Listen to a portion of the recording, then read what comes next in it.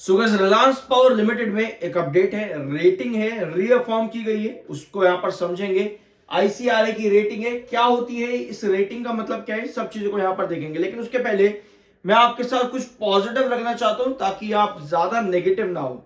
ठीक है, तो पहले पॉजिटिव्स पर आते हैं। कंपनी का बिजनेस कैसा चल रहा है पिछले कुछ क्वार्टर से। ठीक है, तो ये हमारे पास कंपनी के क्वार्टरली रिवेन्यू है और कंपनी के क्वार्टरली प्रॉफिट्स हमारे पास में है। तो पिछले एक साल से सितंबर 2024 से लेकर के सितंबर 2025 ये जो पूरा टाइम फ्रेम रहा है, लगभग एक साल, पिछले 5 क्वार्टर लगभग कंपनी का रेवेन्यू ग्रोथ पर देखने को मिला, जो कि एक अच्छी बात है। किसी भी कंपनी को अगर बढ़िया इंप्रूवमेंट करनी है तो उसका रेवेन्यू ग्रोथ सबसे पहले देखा जाता है कि कंपनी रेवेन्यू ग्रोथ कैसा दे रही है।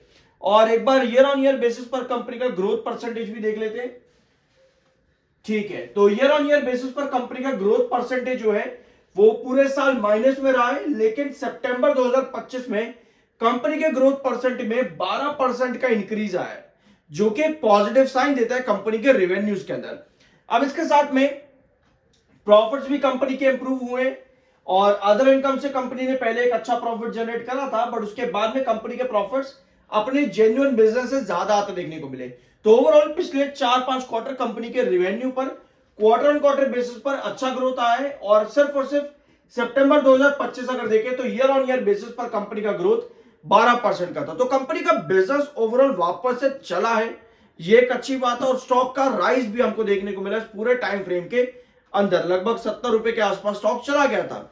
ठीक है, अब इतनी तेजी कंपनी के अंदर बनी, रिवेन्यू ग्रोथ कंपनी का चला है, कंपनी ने सब्सिडरीज के बारे में पॉजिटिव बिजनेस अपडेट्स भी दिए रिसेंटली, बट आज के दिन ये खबर आ जाती है आईसीआरए की तरफ से। ऑल्दो ये खबर 19 घंटे पहले की, 19 घंटे पहले कंपनी में अपडेट आई थी, 25 नवंबर की ये रेटिंग है।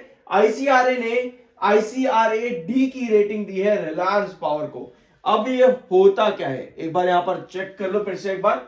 आईसीआरए डी की रेटिंग दी है आईसीआरए ने। अब ये रेटिंग का मतलब होता है, आप यहां पर आओ इधर, आईसीआरए डी रेटिंग मतलब होता है हाई रिस्क इन्वेस्टमेंट। कोई भी सिक्योरिटी जब हाई रिस्क में होती है तो आईसीआरए वहां पर डी रेटिंग कर देता है। सबसे बेस्ट रेटिंग होती है ट्रिपल ए और सबसे खराब रेटिंग होती है डी की।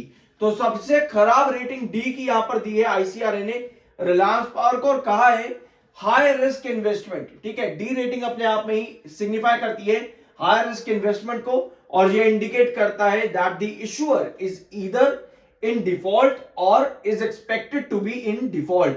और आपको पता है कि company Reliance power actual default में तो नहीं है, बट पुराने मामले सारे के सारे हैं, वही केस यहां पर जो है रिलायंस पावर पर भी दिक्कतें बना सकता है।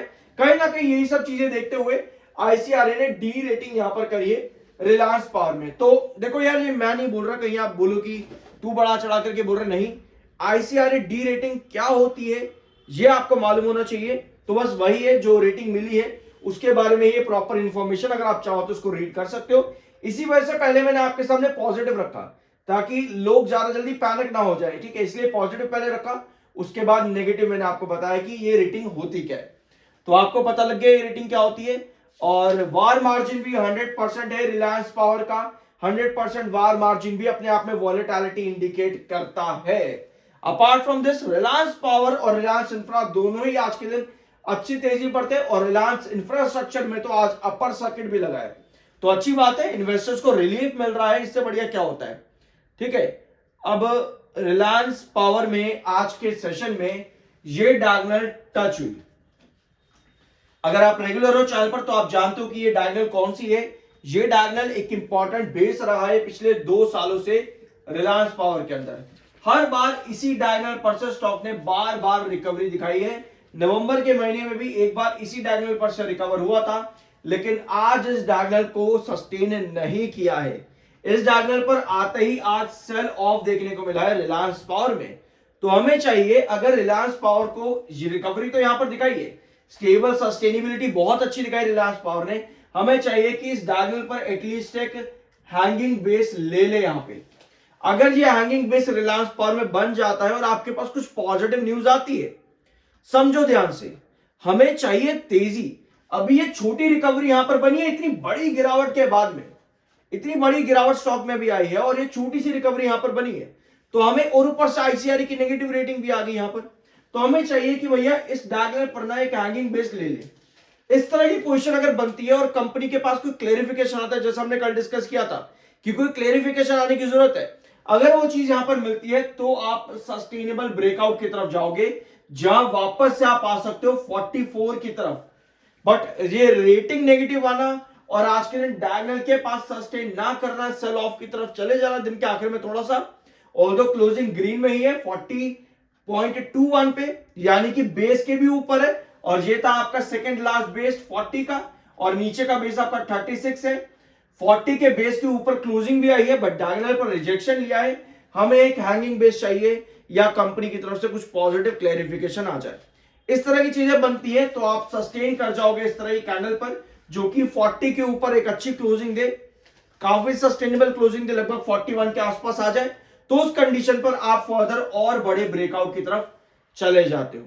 बट ये डायगोनल का रिजेक्शन फेस कर जाना एक नेगेटिव साइन इंडिकेट कर सकता है रिलायंस पावर में, और रेटिंग ये अच्छी नहीं है, रीअफर्म की गई है, मतलब पहले भी यही रेटिंग थी और गिरावट भी स्टॉक में बड़ी देखने को मिली, वार मार्जिन भी 100% है, तो इन चीजों को देखना चाहिए थोड़ा सा।